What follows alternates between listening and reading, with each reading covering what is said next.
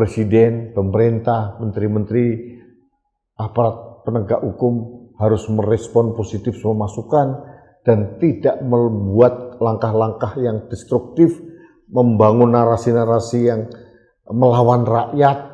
Harusnya mereka membangun narasi atau diksi yang merangkul rakyat. Ini di bulan kemerdekaan. Harusnya kita bersyukur, kita merayakan pesta kegembiraan karena kita 81 tahun kemerdekaan. Tidak sempurna memang, kita tahu, kita tidak pungkiri itu. Tapi harusnya tidak boleh kita mempertanyakan apakah kita aman atau tidak. Harusnya selalu aman. Bukan hanya bulan Agustus, tapi bulan-bulan yang akan datang. Sekali lagi, tergantung respon pemerintah dan presiden dalam menyikapi dinamika yang ada di negeri ini.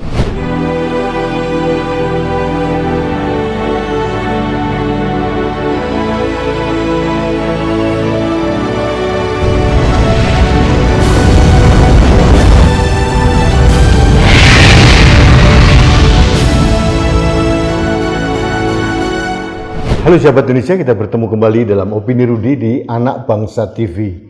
Sahabat Indonesia, beberapa hari terakhir ini WA maupun telepon saya maupun DM saya banjir dengan pertanyaan. Mereka dengan nada-nada kalimat yang berbeda tapi intinya sama. Mereka mempertanyakan, akankah bulan Agustus ini menjelang 81 hari kemerdekaan kita, Indonesia akan aman-aman saja? Kurang lebih seperti itu pertanyaannya. Jujur saya tidak bisa menjawab secara pasti, tapi harapan saya sama dengan seluruh rakyat Indonesia bahwa kita akan aman-aman saja. 81 tahun kemerdekaan Indonesia selayaknya kita syukuri dengan rasa damai dan aman serta nyaman. Meskipun kita tahu realitanya tidak semudah yang saya ucapkan. Kita melihat kondisi-kondisi sosial, politik, ekonomi itu sedang tidak baik-baik saja. Ada dinamika yang di dalam tanah yang kita rasakan getarannya sampai di permukaan. Mulai politik, ekonomi, sosial dan sebagainya, getarannya kita terima, kita rasakan sampai di atas permukaan. Itu sesuatu yang tidak bisa kita pungkiri. Tapi satu hal yang pasti bahwa saya berharap tidak ada hal-hal yang perlu kita khawatirkan. Dengan syarat yang mutlak adalah pemerintah melakukan perubahan-perubahan yang signifikan sehingga tidak memancing reaksi publik yang berlebihan. Berikutnya, Presiden dalam hal ini Prabowo Subianto tidak lagi membuat statement atau narasi dengan pilihan-pilihan diksi yang menyakitkan hati rakyat, seperti londo ireng, seperti menantang rakyat. Itu tidak lagi diucapkan dari mulut seorang presiden. Dan presiden harus mampu melakukan langkah-langkah aksi nyata, perubahan-perubahan secara signifikan terhadap program prioritas presiden yang disorot oleh rakyat. MBG, Koperasi Merah Putih, dan sebagainya harus berani dikoreksi total. Tuntutan kita adalah hentikan dulu, moratorium dulu, hentikan total dulu, evaluasi kembali, tata ulang dari awal, riset Indonesia dari awal, mulai program MBG, Koperasi Desa Merah Putih dan sebagainya.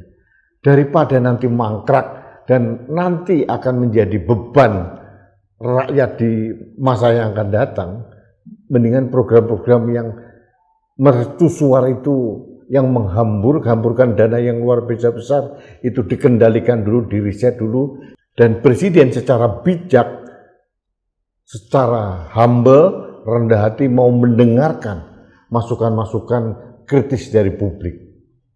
Kalau prasyarat itu dilakukan oleh Presiden pemerintah, saya hakul yakin kita akan aman-aman saja.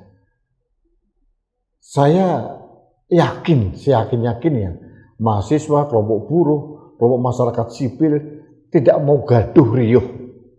Kita mau aman dalam merawat Indonesia. Tapi tolong suara kami didengar.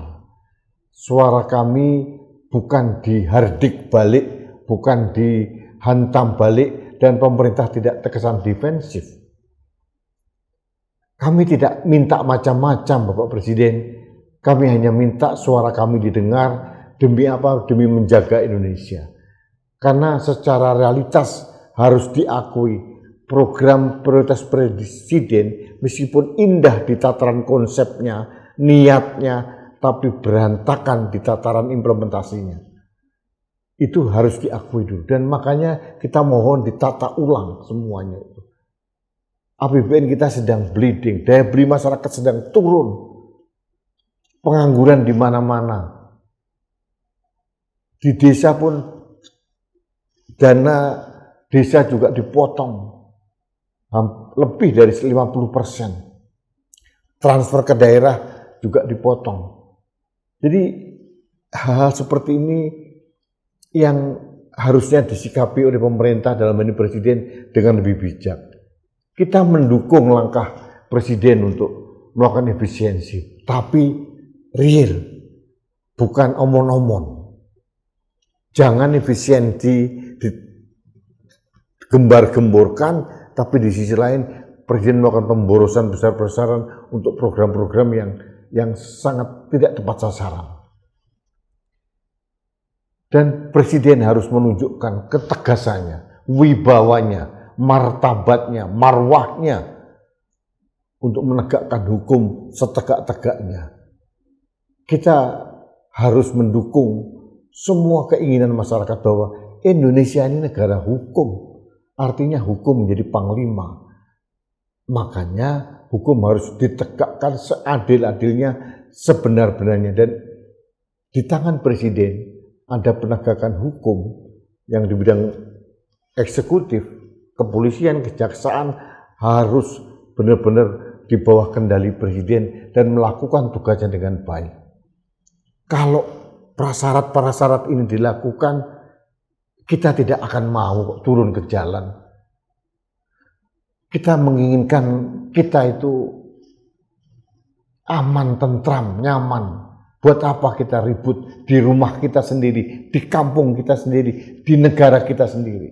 Kita tidak ingin merusak negara kita sendiri. Itu harus yang dicamkan oleh para pejabat dan elit. Pemerintah jangan seolah-olah berhadapan dengan rakyat. Pemerintah itu harus mengayomi rakyat, harus ada di pihak rakyat. Karena semua pemimpin, mulai eksekutif dan legislatif, dipilih oleh rakyat kok. Mereka dibiayai semua dari dana yang diambil dari rakyat. Harusnya mereka berpihak kepada rakyat. Jadi jangan berhadapan dengan rakyat. Kalau hal ini dilakukan, saya kira sentimen positif akan dituai oleh pemerintah. Sehingga tidak mungkin ada kerusuhan, chaos, atau apa. Artinya kita berharap banyak bahwa di bulan Agustus dan bulan-bulan berikutnya kita akan aman-aman saja. Di sisi lain juga saya berharap kepada masyarakat, netizen, warganet, jangan memposting konten-konten yang provokatif, konten-konten yang bersifat hoax, yang menimbulkan kepanikan. Ada beberapa konten demonstrasi lama diunggah kembali, ini juga tidak bijak. Apapun terjadi, ini rumah kita. Jangan melempari rumah kita dengan kotoran-kotoran atau batu-batu yang akan menghancurkan rumah kita. Kita menjaga rumah kita dengan catatan kita harus memastikan pemerintah, dalam hal ini Presiden, mau melakukan perombakan tata kelola kenegaraan ini dengan lebih baik. Kita ingin presiden tepat pada konsepnya, tidak melibatkan TNI di urusan-urusan keamanan sipil misalkan.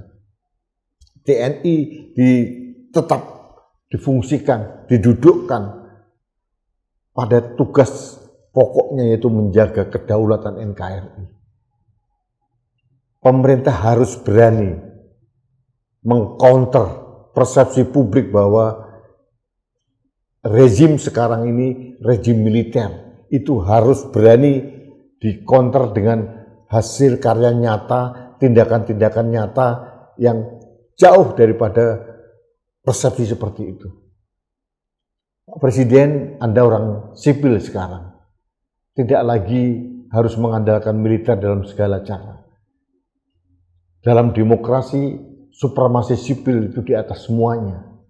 Jadi presiden harus menyadari hal itu dan tidak menimbulkan persepsi publik yang negatif. Jadi kembali pada pertanyaan awal dari teman-teman saya tadi, akankah bulan Agustus kita aman saja? Saya berharap aman.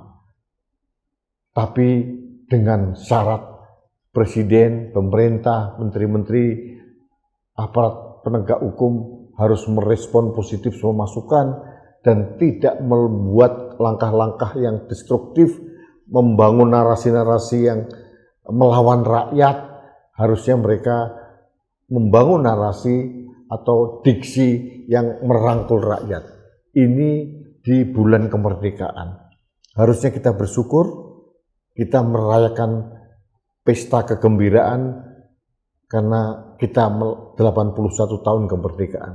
Tidak sempurna memang, kita tahu. Kita tidak pungkiri itu. Tapi harusnya tidak boleh kita mempertanyakan apakah kita aman atau tidak. Harusnya selalu aman. Bukan hanya bulan Agustus, tapi bulan-bulan yang akan datang. Sekali lagi, tergantung respon pemerintah dan presiden dalam menyikapi dinamika yang ada di negeri ini. Terima kasih sahabat Indonesia, kita bertemu kembali dalam Opini Rudi selanjutnya. Sampai jumpa.